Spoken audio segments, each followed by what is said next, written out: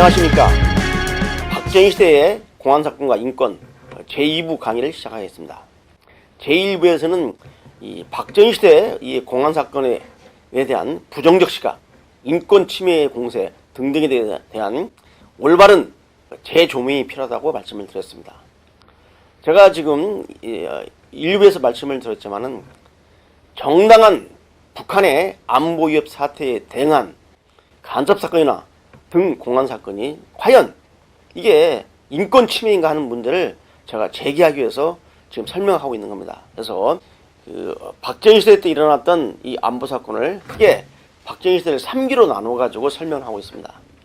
지금 제2기 제3공화국 시절에 이 간첩 사건 중에 그동안 공개가 안 된 사건을 좀 말씀드리는 겁니다. 바로 청와대에 침투한 여간첩 김옥화 사건입니다. 이 김옥화 사건은 이제 그 배경이 청와대에 침투한 1.21 사태, 대통령을 저격하겠다고 암살하겠다고 침투한 이 무장 공비의 유류품을 갖다 분석하다가 그 안에서 바로 청와대 내부 지도 약도가 나와가지고 거기서부터 시작된 겁니다. 자, 아까 일부에서 말씀드렸다시피 도저히 청와대 내부에서 근무하지 않으면, 그것도 아주 핵심부에 근무하지 않으면 알 수 없는 이런 약도를 그린 겁니다. 여러분, 청와대에 근무한다고 해서 청와대 내부 시설에 대한 것을 샅샅이 아는 건 아닙니다. 그런데 이 김옥화라는 여자가 바로 청와대 경호실장인 박종규 경호실장을 수행하는 여자 경호관이기 때문에 이 박종규 경호실장을 대동해서 청와대 대통령 집무실까지 따라다니면서 곳곳을 다 본 겁니다. 그러다 보니까 정확하게 청와대 내부 약도를 그릴 수 있었던 것이죠. 그래서 이제 이 김옥화 사건에 대해서 좀 말씀드리겠습니다. 이 김옥화는 서울의 유명한 여자대학을 나왔습니다. 그래서 독일로 유학을 갔습니다. 독일 유학을 갔는데 독일에 유학 가가지고 유학생 남학생하고 사귀었죠. 그러다 결혼을 한 겁니다. 바로 이 남편이 문제였습니다.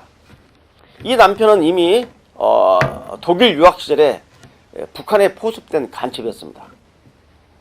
그런데 그 사실을 모르고 이제 남편하고 결혼을 했고 귀국을 합니다. 그래서 이제 김옥화는 화려한 스펙을 바탕으로 청와대 여자 경호비서관으로 취직을 하고 남편은 이제 아마 지방대에서 교편을 잡고 있었습니다.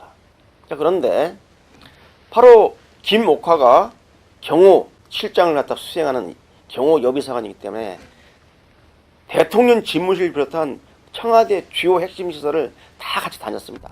눈으로 정확하게 벌듣는 거죠. 그래서 남편의 요청을 받고 청와대 내부 약도를 그래서 남편을 건넸고 남편이 바로 이 북한에게 이 입수한 이 정보를 갖다 소위 전달해가지고 바로 그 지도를 가지고 박정희 대통령을 암살하겠다고 북한의 특수부대가 당당하게 침투한 겁니다. 물론 아주 비합법적인 비공개로 청와대 뒷산까지 나왔어요. 세검정까지 진출했으니까 정말 엄청난 소위 안보 위기가 닥칠 우리가 누렸습니다. 대한민국의 대통령을 갖다가 암살하는 그런 공작에 청와대 뒷마당까지 진출했기 때문에. 그래서 이제 이 김옥화 사건으로 이제 아까 중앙정보부에서 그 내부 협조자를 찾는 과정에서 이제 김옥화로 이제 좁혀졌죠. 해서 이 김옥화를 갖다 검거하는 과정에서 당시 중앙정보부장하고 경호실장하고 큰 싸움을 합니다. 근데 제가 이제 이 김영욱 회고록에서 읽은 이 김옥화 사건을 제가 접하고 김옥화 사건에 대한 우리 공안 당국의 그 자료를 찾기 위해서 막 찾았는데 리스트에 김옥화 사건이라는 간첩 사건 자체가 없습니다. 철저히 보안에 붙여져 있기 때문에. 해서 이제 제가 여기저기 이제 수소문을 하고 이제 어렴풋이 얘기를 듣고 있었는데 제가 당시에 이제 우리 보안경찰, 대공경찰이죠. 간첩 전문 업무를 주로 하는 대공경찰 간부들을 갖다가 교육을 시키고 있었는데 그 당시 서울 모 경찰서 대공과정을 맡고 있는 분이었는데 제가 이 김옥화 사건을 소개하자 그 강의를 듣던 그 교육생 중에 한 명이 손을 번쩍 들면서 교수님 김옥화 사건을 어떻게 하십니까? 저한테 되묻는 거예요. 제가 당시에 청와대에 경호원으로 파견을 나가가지고 그 당시에 김옥화 연행 문제를 놓고 경호실장하고 중앙정보부장이 총을 꺼내들고 막 싸우는 현장에서 있었습니다. 저희들이 가서 막 말리고 난리가 났습니다. 하면서 김옥화 사건에 대한 새로운 증언을 저한테 해주는 거예요. 그래서 제가 이 김형욱이가 말한 이 김옥화 사건이 사실이구나. 왜? 리스트에 없으니까요. 각종 자료를 찾아봐도 김옥화 간첩 사건이 없어요. 그래서 우리 당시 서울시내 대공과장을 하고 있던 그분의 증언으로 제가 이 김옥화 사건의 전말을 다시 확인할 수 있었던 겁니다. 그래서 이게 이제 김옥화 사건입니다. 자, 문제는 뭐냐? 1968년, 그 전에 67년, 벌써 이 청와대에서 대한민국 제일 중요한 핵심 기관인 청와대 안에 북한이 침투시킨 간첩망이 들어와 있었다는 것은 정말 엄청난 남부 위협입니다. 엄청난 남부 위협이에요. 바로 이 북한의 대남 간첩 공작이 청와대 내부에 북한의 간첩 협자망을 침투시킬 정도로 대단히 공세적이었고 자신있게 힘에 의한 대남 공작을 한 겁니다. 북한의 이 정교한 대남 공작. 이런 시기에 살고 있었습니다. 남북이 철저히 이념적으로 대립이 돼가지고 누가 죽고 누가 사느냐는 이런 시기에 안보 위협 사건을 바로 하나씩 막아낸 결과 오늘의 대한민국이 존재하는 겁니다. 그때 그러한 사건을 제대로 대응해서 막지 못했다면 지금 대한민국은 존재할 수 없는 거죠. 이런 상황에서 이 박정희 시대 공안 사건을 조작이다 라고 이렇게 매도하는, 일방적으로 매도하고, 그러면서 그 조작의 결과는 뭐냐? 재심 결과 무죄를 받았다. 상당수 간첩 사건이 재심 결과 무죄를 받았다 라는 걸로 그 당시에 안보 위협 대응 사건을 갖다가 정당하게 평가를 안 해주고 이런 식으로 이렇게 매도하는 것은 결코 올바른 역사 해석이 아니고 박정희 시대를 재조명하는 데도 도움이 안 되는 겁니다. 자, 그럼 다시 시작하겠습니다. 자, 이제 제 3기입니다. 유신 시대 때 어떤 안보 위협과 사건이 있었느냐? 여러분, 1970년 8월 15일 날 8.15 권투 행사를 하는데, 경추 행사를 하는데 문세강이라는 이 북한이 침투시킨 조총련계 간첩 문세강이 직접 대통령 행사장에 나타나서 대통령을 죽였다고 저격하다가 결국 대통령 저격은 미수로 돌아가고 유영수 영부인이 대통령 영부 유영수 여사가 사망하는 사건이 터졌죠. 이게 바로 박 대통령 저격 미수 사건입니다. 최고 통치권자인 대통령을 저격하기 위해서 북한의 간첩이 일본을 통해서 침투가 되었고 비표도 없는 간첩이 행사장 안에까지 삼엄한 경비를 뚫고 들어가가지고 버젓이 행사장 안에 있다가 대통령한테 권총을 발사하는 사건이 터집니다. 아주 유명한 사건이죠. 정말 일촉즉발의 대한민국 안보가 살얼음같이 정말 위태한 시기였습니다. 여러분, 또 76년에는 판문점 도끼 만행 사건이 터졌죠.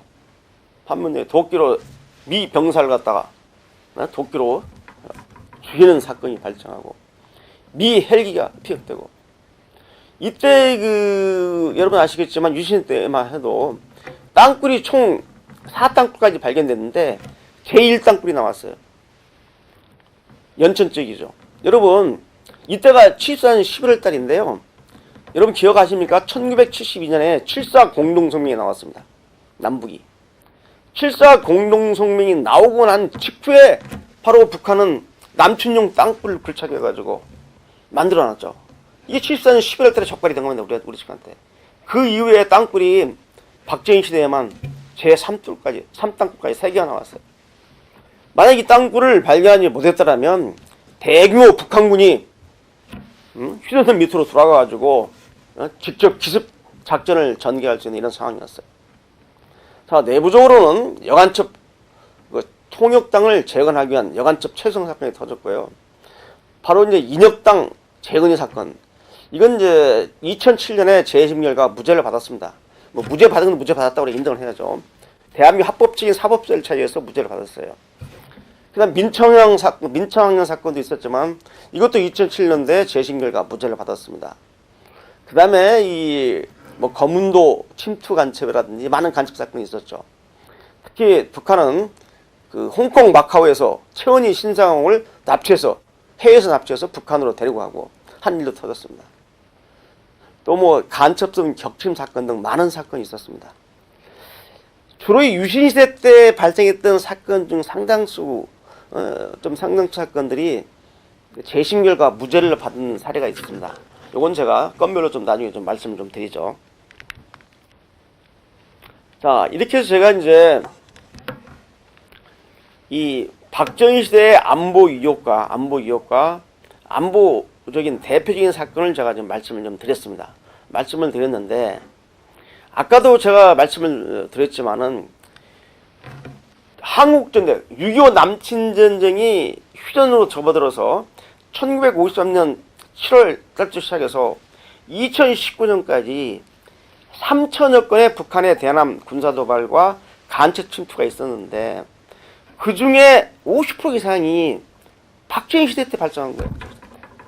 이 박정희 시대 때 엄청난 안보 위협이 실제 존재했고 이 안보 위협 속에서 박 대통령은 이 안보 위협을 막아낸 겁니다.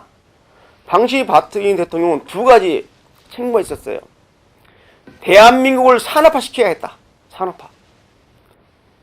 그래서 붓기밥도 배불리 못 먹는 우리 국민들을 잘 살게 하기 위해서 바로 경제개발 발전 계획을 수립해가지고 산업화에 매진할 때고 또 한쪽으로는 북한에 거듭되는 대남 간첩 공작, 적화 공작을 막아내고 튼튼한 안보를 유지해서 바로 경제 발전을 이룬 것이죠. 지금 2020년 대한민국 전 세계 10위권의 경제 강국으로 등장한 이 대한민국을 이 존재한 이유는 간다없는 북한의 대남 적화 공작을 막아낸 박정희 시대의 그 안보 요원들, 간첩 사건이라든지 침투를 막아낸 당시 중앙정부 요인이라든지 또 우리 국군 또는 경찰의 대군 경찰들 또 군의 보안사와 같은 이러한 그 수의 방첩 수사기관이 존재했기 때문에 가능했다는 겁니다. 그분들의 노고를 우리가 잊으면 안 됩니다. 간단하게 이게 조작이다, 인권 침해다라고 이렇게 간단하게 단락지을 그런 내용이 아니라는 것을 말씀드립니다.